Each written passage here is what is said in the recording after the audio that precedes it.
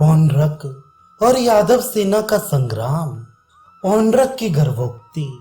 वैशंपायन जी कहते हैं, महाराज जन्मेजय, जब यादवों की सारी सेना और वृष्णिवंशी वीर युद्ध में घायल और भयभीत होकर सब ओर से लौट गए, सारी मशालें बुझ गईं और चारों ओर सन्नाटा छा गया, तब ये समझकर कि वृष्णिवंशियों की उत्तम सेना पराजित हो गई, महापराक्रमी पौंड्रक अपने सैनिकों से बोला, राजेंद्रगण, शीघ्र जाओ और टंकों तथा कुंतों से इस पुरी को खोद डालो। भूमि पालों, कुठार, हल, पाषाण तथा पत्थर फेंकने वाले यंत्रों पर रखे गए बड़े बड़े प्रस्तर खंड लेकर इस पुरी के चारों ओर चले जाओ। इस पुरी के परकोटे विदीर्ण कर डालो, महलों को भी सब ओर से गिरा दो, समस्त यादव कन्याओं और दासियों को भी अपने अधिकार में कर लो, मुख्य मुख्य रत्न और बहुत सी धनराशियों को लूट लो। तब बहुत अच्छा कहकर वे सभी महामनस्वी नरेश पौंड्रक की आज्ञा से कुठारों द्वारा सब ओर से पुरी के परकोटों को तथा सब ओर से मनुष्यों के समुदाय से भरे हुए महलों को छिन्न भिन्न करने लगे। उन महाबली वीरों द्वारा जब परकोटों पर टंक गिराने जाने लगे, उस समय चारों ओर बड़ा भारी शब्द होने लगा। महाराज, पूर्व द्वार पर जो बहुत से परकोटे थे वे प्रायः विदीर्ण कर दिए गए। परकोटों के गिराए जाने का महाभयंकर शब्द सुनकर सात्यकी क्रोध से मूर्छित हो गए। उन्होंने सोचा, यदुनाथ केशव इस पुरी की रक्षा का सारा भार मुझ पर ही रखकर अविनाशी भगवान शंकर का दर्शन करने के लिए कैलाश पर्वत के शिखर पर गए हैं। अतः इस समय इस द्वारकापुरी की रक्षा मुझे अवश्य करनी चाहिए। मन ही मन ऐसा सोचकर वे तुरंत धनुष लेकर एक विशाल एवं भयंकर रथ पर आरूढ़ हुए, जिसे महात्मा दारुक के पुत्र ने सजाया था और वे स्वयं ही उसका सारथी बना था।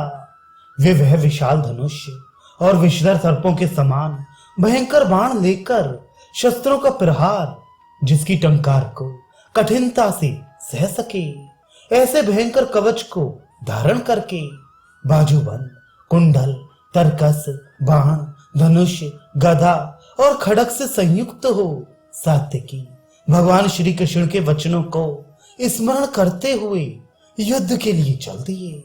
जो स्थान मशालों से प्रकाशित था वही उत्तम वीर सात्यकी गए। उसी प्रकार महापराक्रमी बलदेव भी युद्ध करने की इच्छा से गदा और धनुष बाण ले तेजस्वी रथ पर आरूढ़ हो वहां तीव्र गति से गए। उनके साथ के सभी सैनिक भयंकर सिंहनाद करते हुए आगे बढ़ रहे थे। नीतिमानों में श्रेष्ठ महापराक्रमी बलवान उद्धव भी उत्तम नीति और प्रीति का अनुसंधान करते हुए महान गर्जन करने वाले भयंकर मत वाले हाथी पर आरूढ़ हो तुरंत ही संग्राम भूमि की ओर चल दिए। अन्य सब वृष्णिवंशी योद्धा भी संग्राम की लालसा लेकर वहां गए।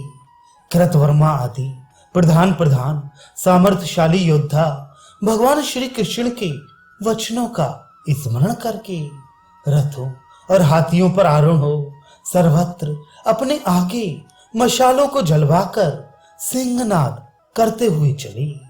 पूर्व द्वार पर आकर युद्ध की इच्छा वाले महाबली वृष्णिवंशी योद्धा यथा योग्य एक दूसरे से मिलकर युद्ध की लालसा से वहीं डट गए।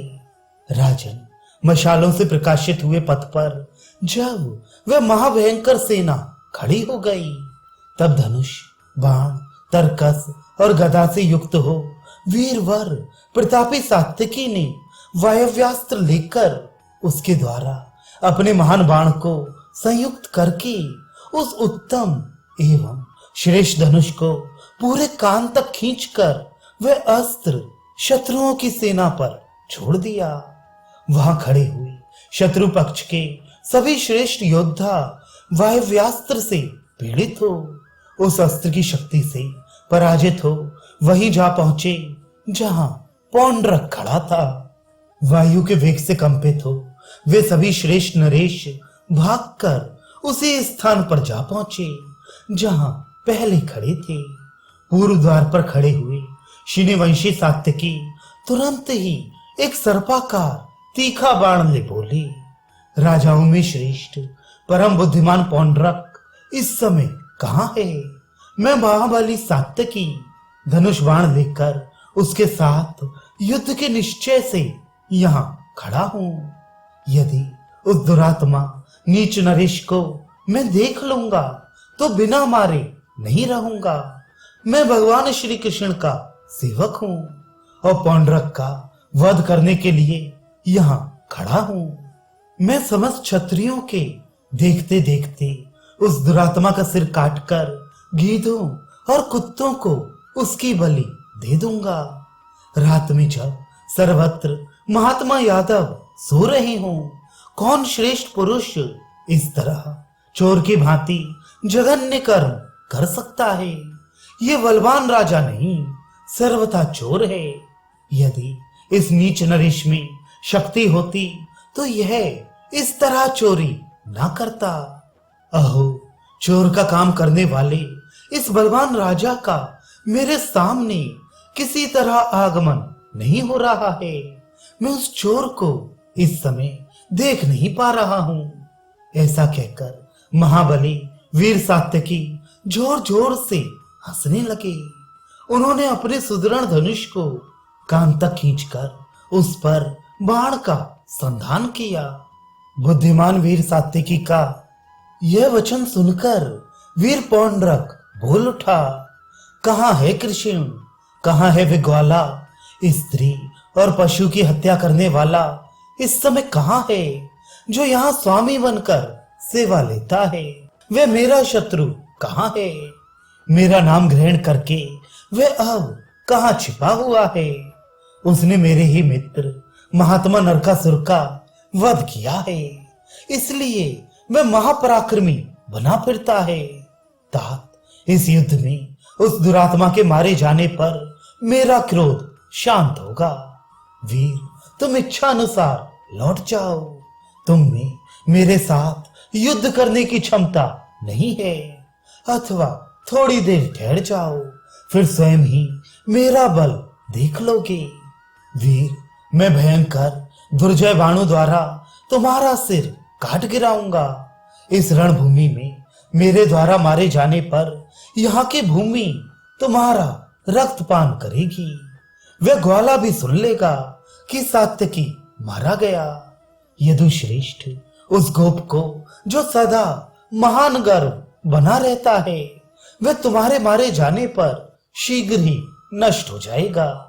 महामती, हम लोगों ने पहले से ही सुन रखा है कि वह गोप तुम्हारे ऊपर नगर की रक्षा का भार रखकर कैलाश पर्वत पर गया है। सात्यकी, यदि तुम में शक्ति हो तो कोई तीखा बाण हाथ में लो।